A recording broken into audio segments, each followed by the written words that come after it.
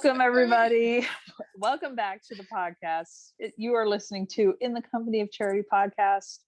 My name is Sister Liz, and I'm here, as always, with my dear friend and co-host, Sister Elizabeth Grimes. Sister Liz, how's it going? It's going. I'm finishing up a home visit, and I know. It's been very refreshing and wonderful. And so, yeah. I'm on top of the world right now. True daughter of charity, though, even though you're on your home visit, you got to do a little work. Podcast's not really work, but it's work. It is work. And I just had a great time here with family. And then also, having that extra time to pray and to meet up with people and hear what's going on in their lives. And it's amazing what everyone is going through. It's crazy, but yeah.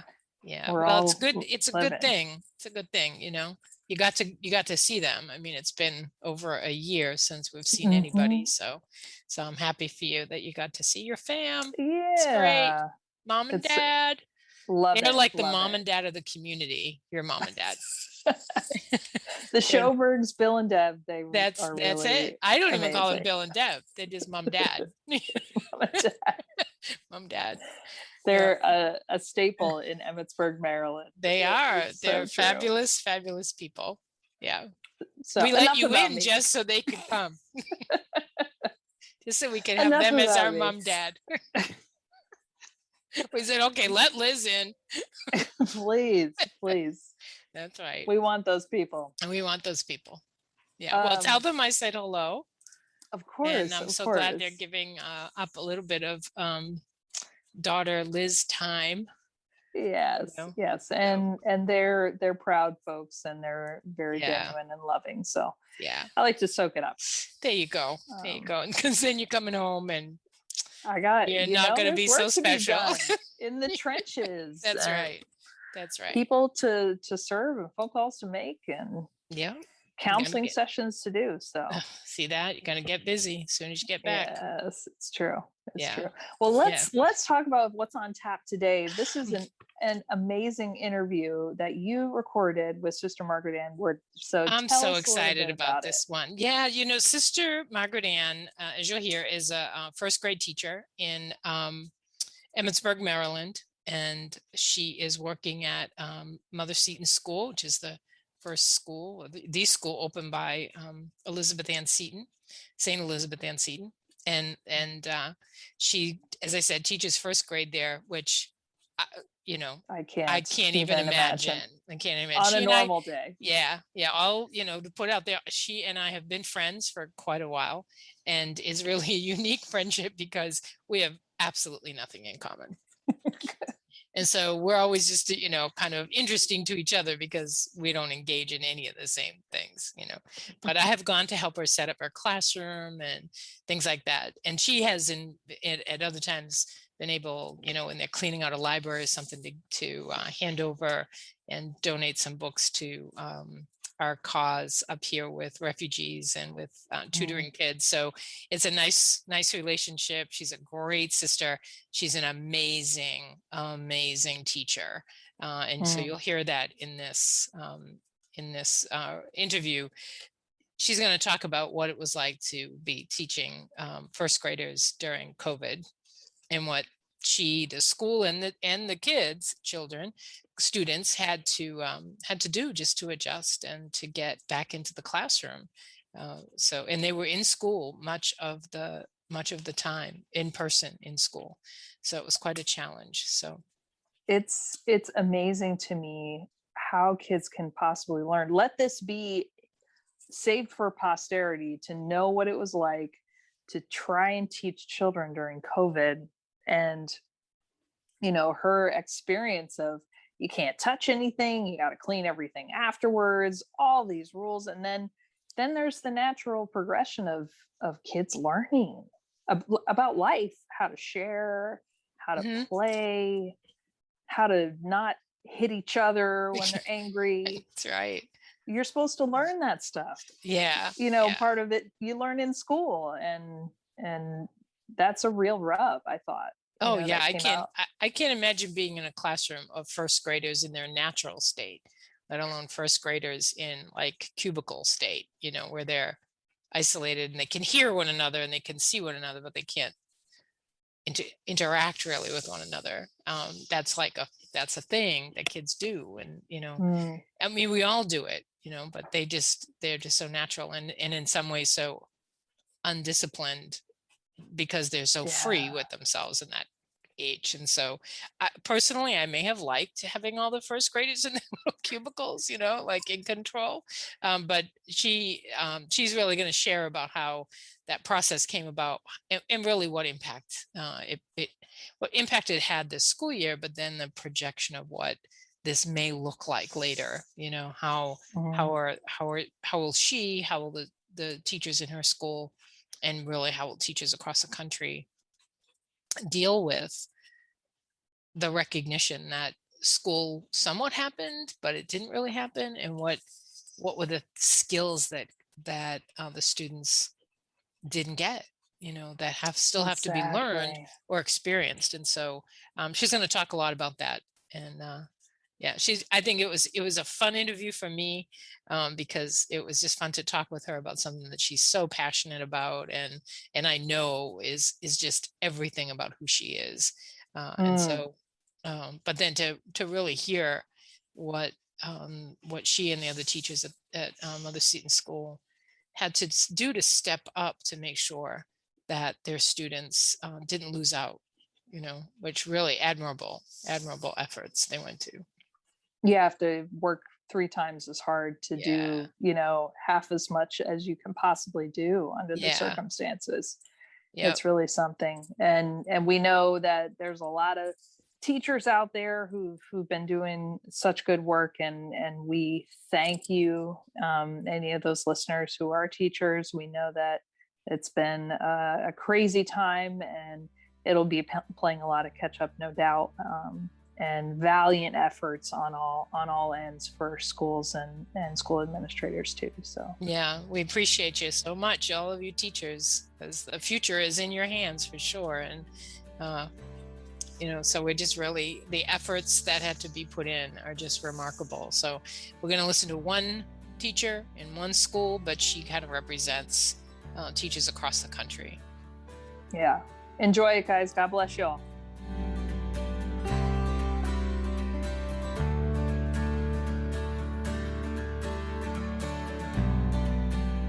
So welcome everyone to In the Company of Charity. I am here today with a good friend of mine, Sister Margaret Ann Wooden, who is a first grade teacher at Mother Seton School. And Mother Seton School is in Emmitsburg, Maryland. And it was the first, or the school that Elizabeth Ann Seton opened back in the 1800s, right? All my history has just like gone out of my head.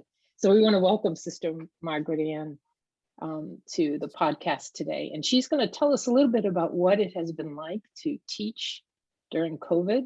They have been in school a lot of the time during the pandemic, but now also to talk a little bit about what post-pandemic education might look like. Sister Margaret Ann is a reading specialist as well, and I have gone to her many times to find and get information about teaching little ones who I have no experience or desire to teach. So, Sister Margaret Ann, long intro into welcoming you today. So Well, tell us about what you do with your little first graders and what that's been like the last year, and then maybe go on a little bit about what it will be like in the future. Do you think? okay.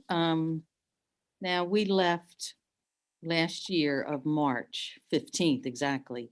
So as primary, they were out for at least 6 months of school. Now we tried, at that point, Zoom was so new, it could not handle all of a sudden the whole country trying to put a school on it. So we taught until the end of the semester in June. So we really weren't sure what was going to happen. I guess in July, we all got called that the diocese wanted to open the schools. Now, I was a little weary because it was still COVID.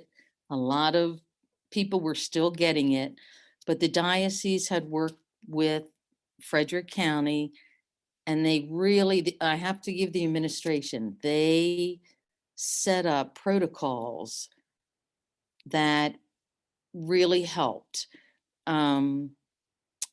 We could, now the students could be virtual or in school. So that if the parents were in school, they had to sign a paper saying, yes, the students could come. If they were virtual, they just had to pick up all their books and take them home. Now, also with that was the parents couldn't flip flop. Like today I'm virtual, tomorrow I'm in school. It was you're one or the other. So we set up the classrooms with, we have sound bars. We bought into Zoom for Education. We have cameras, and for 2 weeks we practiced without kids, just teachers, because we would walk around the room and, oh, they can't see us. Oh, they can't hear us. Oh, they can't do this. Oh, they can't do that. So you did this during the summer before school opened, obviously, or you were still doing it while the kids were Yeah. attempting to come? No. We had to have all of this in place before the students came. Wow. Oh my goodness. It's like putting on a theater production or something. Yes, it kind of was, especially Zoom was still, it was not, it was not produced for such a huge audience. I mean, you know, small businesses or something like that. So yes, on their part, they were getting their act together. On our part, we were trying to get our act together. We couldn't freeze up because then the kids would be behind. We had to give all the students, if they were virtual, then we sent home, if they didn't have computers, we sent them all the equipment that they would need. We used Google Classroom. If they couldn't upload, then we had to have everything ready and they'd pick it up. It was, looking back, I am amazed that we did it and we went through it. I mean, it at that point. So I had 3 students virtual and 14 students in class. Now they had to be 6 feet apart. So mine had tape on the floor. Their little, their little boxes, so they could stay in their box. Oh my gosh, yeah. Plexiglass around their desk. They have a crate next to their desk. We gave them all the supplies that they would need because there was no sharing. So they each had a set of base 10 blocks. We had to think of everything they would need during the school year. Alphabet cards, magnetic board, whiteboards, pattern blocks. So They had all this in their cubicle, in their little space? Yes. Yes. Wow. Oh my goodness, I had no idea. Oh, yes. And they're first graders, so like they're still in that age of where they want to play. Okay. Oh my goodness. Yeah. That's even more so. It's like putting them in a own paper towels. They each had their own baby wipes. They each had their own. Oh my gosh. Tissues. Now, for my kids, they could bring in a beach towel. We could not give them anything from school. So all rugs were taken out, all rocking chairs were taken out. My classroom was, I mean, literally it looked like a college classroom. It was barren because we couldn't have anything in there that we would share with anybody. Looking back, I just am amazed that we could, they each had their own cafeteria tray. They each had their own small tray that they would work with. We had to give them so many pencils, crayons and all of that because they could not share it. Right. So when they came in, and there were no drinking fountains. So they had to bring their own water bottles. Wow. Mhm. Now there was one fountain where we could, no, we couldn't. The parents would donate bottled water. Once we're in this classroom, I don't leave my classroom until about 3:30 Oh my because goodness. they eat in my classroom. All the specials are zoomed in because it was set up so the students will not intermingle with any other students, just in case. So all of their lunches were made by cafeteria. They were brought down in brown bags. I took them into the classroom. I distributed them all. Then because nothing could go from school to home or home to school. Sure, sure. So there was no homework. Mhm. So that took a lot of, on everybody's part. God bless the cafeteria. I think the students were so glad to be in that they adjusted very well. And you figure 6 feet apart. Okay, my students could talk to everybody. Just Mhm. because you're 6 feet apart doesn't mean you can't Yeah, talk to well, that person next yeah, to you. exactly. 5-year-olds, they find Right. every way to do whatever they want and what they need to do at that age. But they're also malleable. I mean, they're also, at that age, they're learning at a pace and adjusting to life in ways Yeah. that we as adults are more resistant to, probably, right? Just one quick question: were there public school counterparts doing the same, or was public school not open? Because I know in the area where I was, all the public schools were closed. Well, not closed, but they were on virtual learning. But the Catholic school opened The- in a similar way. But so I was just wondering if that was the same. No, Maryland schools were virtual. And we all knew, I mean, when we were told in July, this is how it's going to be. And I know a few teachers who decided that they felt like they couldn't do it. Yeah, sure. So they were given the option, they could be virtual till January. And I know one teacher did, and I know another teacher who decided to retire. Mhm. She felt like it was too much. And as I think back, it was too much. It was too much. Yeah, sure. Definitely tested the best of the best. The students could not come out of their little cubicle or Right. their orbit. That's what we call them. they're the It's cute. sun and they're on their orbit. They can walk around like they would walk around their orbit. But they knew, so I couldn't group. Now I did have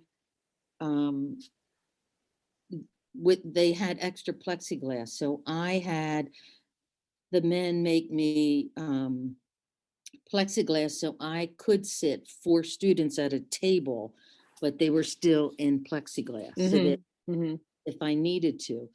But you're talking, and you figure this is first grade. They were out for 6 months. Yeah. So when the first graders came back, they were still kindergartners. So as a first grade teacher, I had to go back and think, okay, oh, you don't know this. Okay, we're going to work on that. Oh, you don't know this. We're going to work on this. In K&1, we literally are teaching them how to find the line, how to find a page in a book. What is a table of contents? So they were all the things, I had students who didn't recognize numbers above 10. Okay, these are things that you do. I mean, they left in March. Right. April, they still had 3 good months of schooling. And I can remember, I guess Dr. Kilty sent a note out and said, okay, school will be closing. We're going virtual. And we had to send everything home with the students. And we had to start that Monday. We didn't know what we were doing. You know, we just, Yeah. okay, let's see.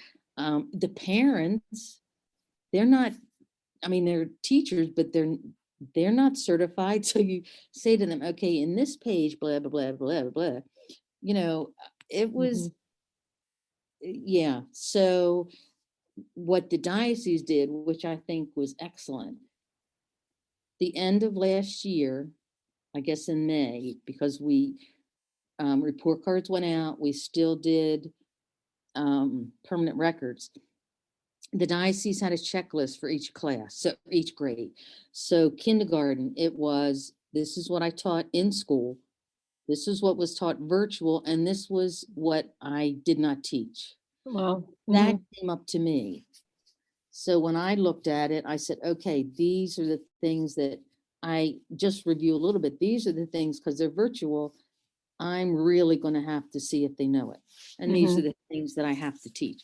This year, we're doing the same thing. So when my first graders go into second grade will know exactly where they are, what they have learned, even though we've been in all year, and their progress has been tremendous. They still have some catching up to do. Yeah. So the second grade will know, okay, this is where they ended, and they'll be able to pick them up. Well, I think, yeah, so that helps us to look at, like, so when we go back to normal, whatever normal means, everybody in, and outside of orbits, right? Outside of cubicles, yeah. outside, I mean, that they're now, so they haven't learned things like sharing, right? That how to work together as a small group, how to work around, like you said, around a table with 4 students having to share, which are also skills that have to be learned. Yeah, and so those kinds of interactive social skills were interrupted as well. And so when you return, it's not just the academics, but it's also the skills of being together. That, yeah, it's I'm just fascinated, because I'm thinking, I mean, I you know, I taught high school many years ago, and I never thought to myself, like, how did they learn? You don't even remember yourself. How did I learn the things I know? And you're talking about having these little people in your room, having these kids there who are literally in many ways a blank slate. Like you said, finding the line on a piece of paper. I'm thinking, really? Is that like, well, of course. Yeah. How would they know what they're supposed to do with it if it's never been introduced? So, yeah, it's pretty fascinating. And so in some ways too, I mean, one more point, that would mean that a second grade teacher has to figure out how to teach skills or how to teach material that she or he would have expected to have already been covered. Yes. And so there's a blending now of these grade levels that may not have been there, that were not there before. You know, so that's also interesting. This is okay. So now the students went out to play, but we could not give them any equipment. So the 5th graders now, you know, the school, well, they call it a road, but you know, the alley by the school. Okay, the 5th graders would line up along the fence, and when they saw a car coming, they try to beat the car to the end of the road. And I thought, well, talk about imagination, because they couldn't take any equipment out, because that meant they had to share it, and you would have to be constantly wiping it off. Yeah. The other thing is, which now our students wore masks. We still wear masks all day, but the students, they would come in the morning, they would clean their desk. So they'd clean the plexiglass, clean their desk, clean their chair. They learned to clean after snack. They would clean after lunch. You know, they would clean out their crate, make sure everything was neat, and clean off. The diocese had whatever the solution was that would kill the germs, but was the students could handle it. So they were doing this every day. And then at night, of course, they would spray the room. So everything had to be put away, because if you didn't, it would curl up all your papers. Now uncurl them. So the kids would come, "Oh, papers curled." Told you to put it away. You put it away. So, Oh my yeah. goodness. Wow. But now we had in place, like I can remember in the beginning, must have been October, we would get a letter saying that somebody was had a close encounter with someone who was positive. Now, I know my students had to go virtual for 2 weeks because somebody in the class, now mine hated it. So they would take all their books home, and we were virtual. So, and the kids are funny. When are we going back to school? Because, okay, I would start Zoom at 8:45. They had a half hour to talk to each other. So and then 9:15, boy, I muted them all, and school started. So of course they can see each other, but not, there's no social. They can't, I mean, for me, I used to tell them in the classroom, I wish I could mute you all in here, but I can't. But I think just the students themselves were so glad to get back in. And I think even the parents were very cautious to make sure that the school was safe enough that we could stay open. Sure. I mean, there were we were virtual the week after Thanksgiving because people had traveled. We were virtual the first week in January. But yes, I think as the whole Mother Seton School community, everybody worked toward that the students would have a safe and successful year. Even now, I had 2 student teachers from the Mount. They came down to make sure that we had enough safety in place so that their students could come down. Wow. Yeah, of course. So, not that I want to go through it again, but it was a learning experience. I bet. So I guess kind of jumping ahead, or jumping into not just the future, but so the students that you're teaching are not ready to be vaccinated.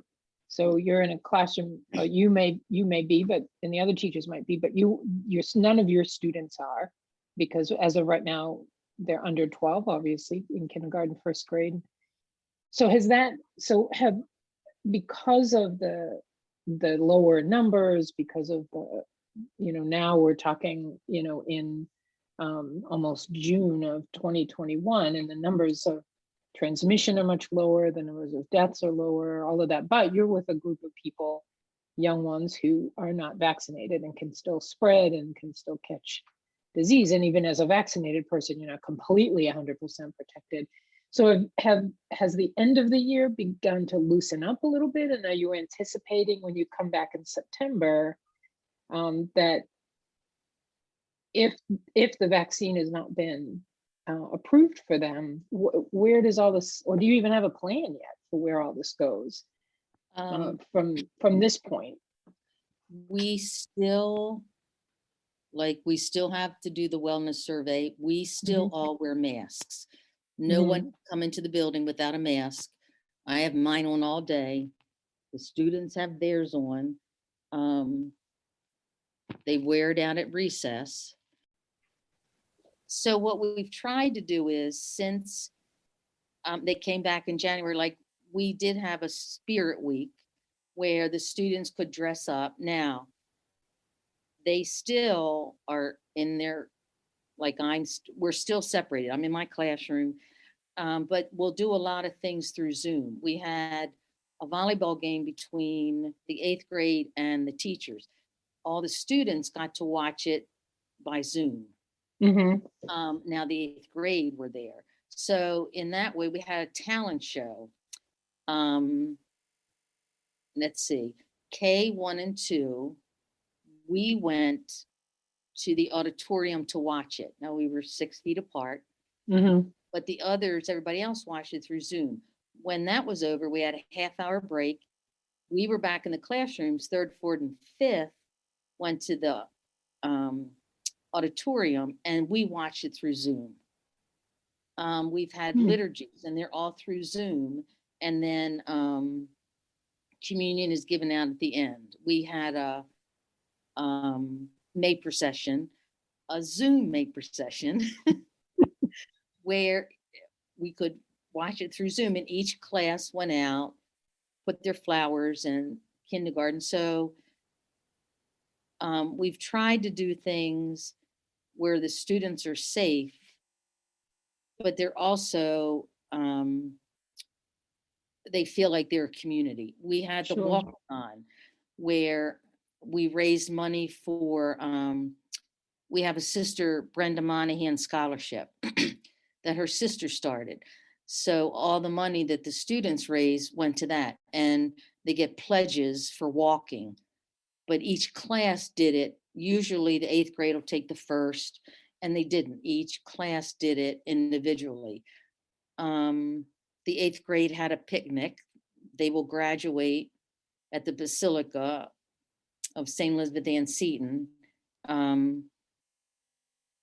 And the same thing, it's limited to how many family members. I mean, now that the Basilica's big, Mhm. we're going to have field day, and that's kind of the same thing. The 1st graders will do the 2nd graders. Trying to think of what else is. Oh, okay. My 1st graders, now they read The Very Hungry Caterpillar. So they made all the props. They made a caterpillar, they made all the food, they had a little book. They went down and read to the kindergarten. But what we did was we took them outside Mhm. so that it was, and they all had their mask on. It was the kindergartner and the 1st grader. They weren't 6 feet apart. They were about 3 feet apart, enough that they could hear them read, and they could do. So that was something new. The diocese has not lifted any, like we're still 6 feet apart. They still eat in the classrooms. Nothing has been lifted from the diocese, which, I think we have had a safe year. Mhm. We haven't really had any sicknesses or have had to close. And I think we just want to finish the year out on a positive note. Yeah, it sounds like just what you're saying, those activities maybe helped to decrease the isolation that Yes. grade levels may have felt, that kids may have felt by just being in their cubicles with just this cohort of students and just you. But now they're seeing the wider. I mean, it's kind of a gentle way in some ways of helping them begin that process of saying, kids who have not experienced school for very long, they're going to come back, you hope, to what would be the norm. Classrooms moving, kids moving around buildings, everybody going into the bathroom at the same time. I mean, things that it's amazing to me how much 1 year has adjusted our behaviors, right? I mean, I know I'll go out now. I mean, I'm fully vaccinated. I go out in New York without my mask on, and I get to the first step and I'm like, I feel like, did I forget something? I've become, you can become accustomed to something. And I'm thinking, again, kind of going back to that idea that these are young learners. These are children who absorb everything. That helping them broaden that perspective for next year, I imagine is going to be just as monumental as helping them academically catch up too. Yeah, and or will you be able? I mean, when do you anticipate? And I know you can't predict this, but how do you anticipate when will they catch up? Where you're not sending a list to the next teacher to say I wasn't able to cover these things or they didn't know these things. I think now, I think what has helped our students, I mean, I got a new student in January. Then I got another new student in, I guess, after Easter. And my students have, pretty much all of our students have come back. I mean, my parents have said to me, it's not worth it because they have to sit next to my first graders. I think they've seen that we are going to keep them safe.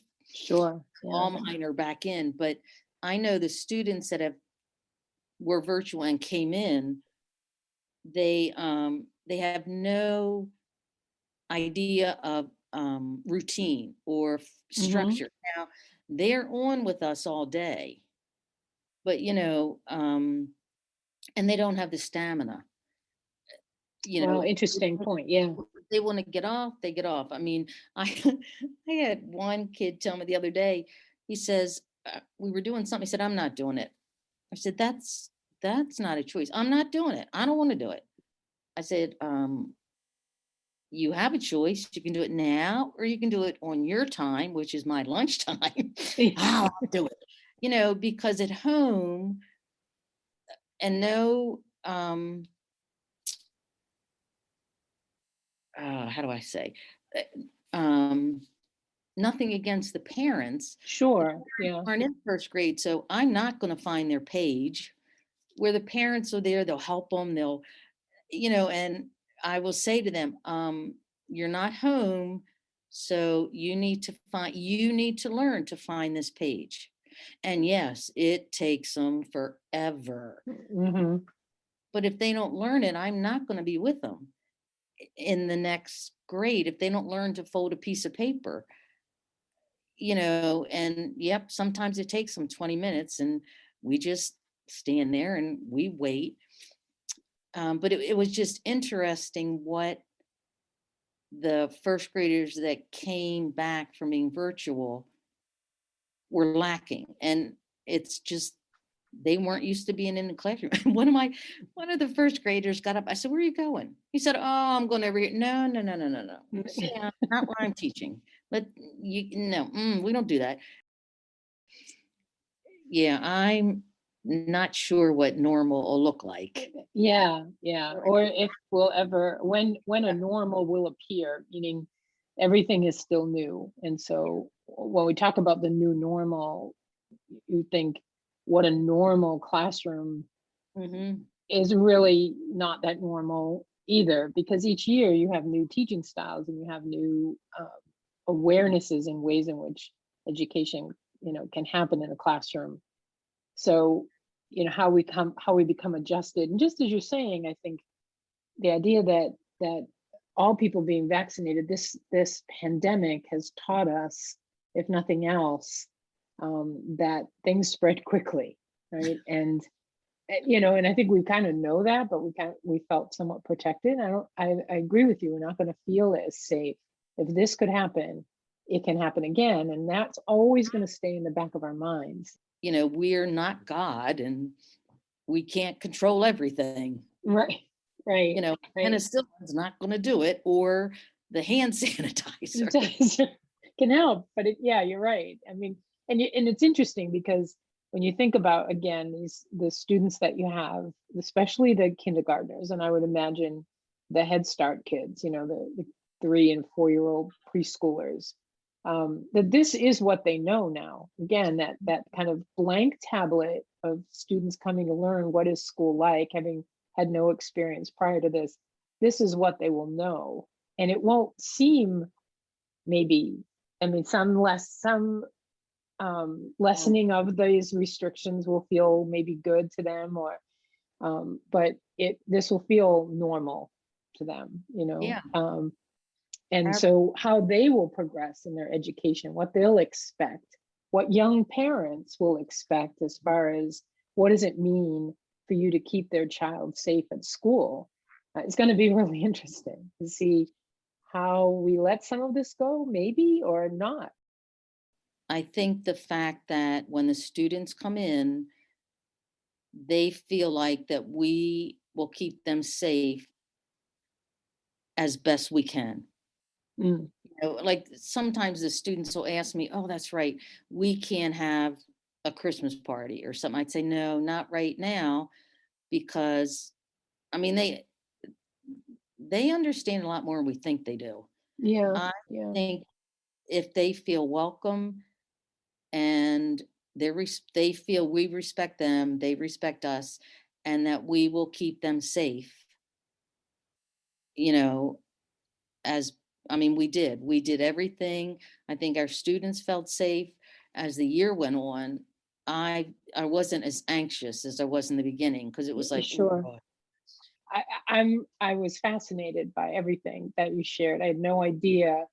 You think you know it, and you watch the news, as you're saying, and you see all this, and you think you know what's happening, but the intricacies of what has to happen in order for us to be a society where our children are educated and educated well, so that they can grow to be productive young men and women, and that's a heavy burden for the society to hold, but um, grateful to teachers like yourself and so many others who take on that challenge. Well, and I appreciate so much our conversation today, and we will certainly pray for our country, pray for you in your classroom, in your son in orbits, and all of the dimensions in which you help to shape these young men and women for the future. So thank you so much for joining us, and we'll certainly keep you in our prayer. Thank you.